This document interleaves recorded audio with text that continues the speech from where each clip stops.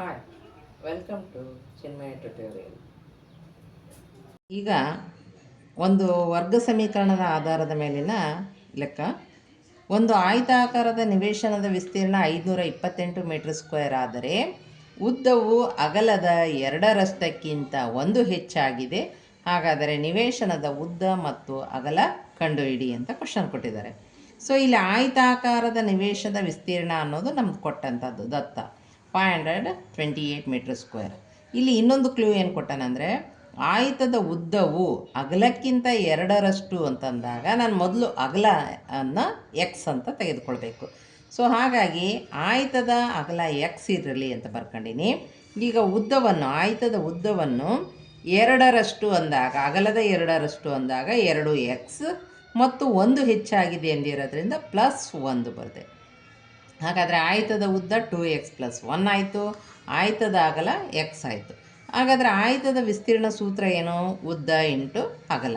So ಉದ್ದ into ಅಗಲ ಅಂದಾಗ ಉದ್ದ 2x + 1 ಅಗಲ x ಇಂಟು x ಆಯಿತು. ವಿಸ್ತೀರ್ಣ ಕೊಟ್ಟಿದ್ದಾರೆ 528. ಸೊ ಇಲ್ಲೇ ಎಕ್ಸ್ನ ಮಲ್ಟಿಪ್ಲೈ ಮಾಡ್ತೀನಿ. 2x², x1 x. ಈ 528 ಈ ಕಡೆ ತೊಗೊಂಡಾಗ -528 0 ಬಂತು. ಈಗ 528 ಒಡೆದು ಹಾಕ್ತಾಯಿದ್ದೀನಿ. 528 ಒಡೆದು ಹಾಕಿದಾಗ ನಮಗೆ 33 × 32 ಮಾಡಿದರೆ, ಇಲ್ಲಿ ಫಸ್ಟ್ ಸಹಗುಣಕ 2 ಇರೋದ್ರಿಂದ 528ಕ್ಕೆ 2 ಗುಣಿಸಿದಾಗ ಬರುವಂಥ ಅಂಕೆಯನ್ನು ನಾವು ಪೂರ್ತಿ ಹೊಡೆದು ಹಾಕಿರೋದು. ಇಲ್ಲಿ ನಾನು ಸ್ಪ್ಲಿಟ್ ಮಾಡ್ರೆ ತೋರಿಸ್ತೀನಿ ನಾನು ನಿಮಗೆ.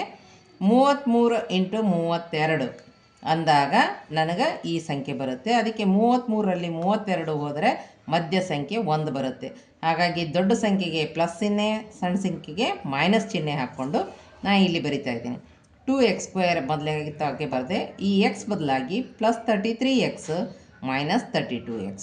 33ಯಲ್ಲಿ 32 ಹೋದರೆ +1 ಉಳಿಯುತ್ತೆ. -528 ಹಾಗೆ ಇಟ್ಟೀನಿ.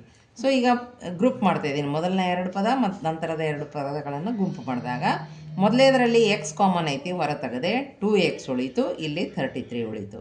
ಇಲ್ಲಿ 2ರಲ್ಲಿ ಸೆಕೆಂಡ್ 2 ಟರ್ಮ್ನಲ್ಲಿ ಮೈನಸ್ ಕಾಮನ್ ಐತಿ, ಹೊರ ತೆಗಿತೀನಿ ಮತ್ತು 16 ಟೇಬಲ್ ಹೊರ ತೆಗಿತೀನಿ. 16 ತೆಗೆದಾಗ 16 2s ಅಂದಾಗ 2x ಉಳಿತು. ಇಲ್ಲಿ 16 33s 528 ಬರುತ್ತೆ.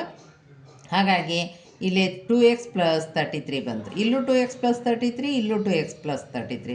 ಎರಡರಲ್ಲೂ ಕಾಮನ್ ಇರೋದ್ರಿಂದ ಹೊರ ತೆಗಿತೀರಿ. ಇಲ್ಲಿ ಉಳಿತೇನೋ x - 16 = 0. 2x + 33 ನಮ್ಗೆ ಭಿನ್ನರಾಶಿ ಒಳಗೆ ಬರೋದ್ರಿಂದ ಅದನ್ನು ಬಿಟ್ಬಿಡ್ತೀವಿ. ಕೇವಲ ಇದು ಒಂದನ್ನೇ ತೊಗೊತೀನಿ ನಾನು. x - 16 = 0, x = 16. ಹಾಗಾದರೆ ಇದರ ಅರ್ಥ ಏನು? x ಅಂದರೆ ನಮ್ಮದು ಅಗಲ. ಆದ್ದರಿಂದ ಅಗಲ 16 ಮೀಟರ್ ಆದರೆ ಉದ್ದ ಅಗಲಕ್ಕಿಂತ 2 ಹೆಚ್ಚು, ಅಂದರೆ 16 32, 1 ಹೆಚ್ಚಾಗಿದೆ ಅನ್ನೋದರಿಂದ +1 33 ಮೀಟರ್.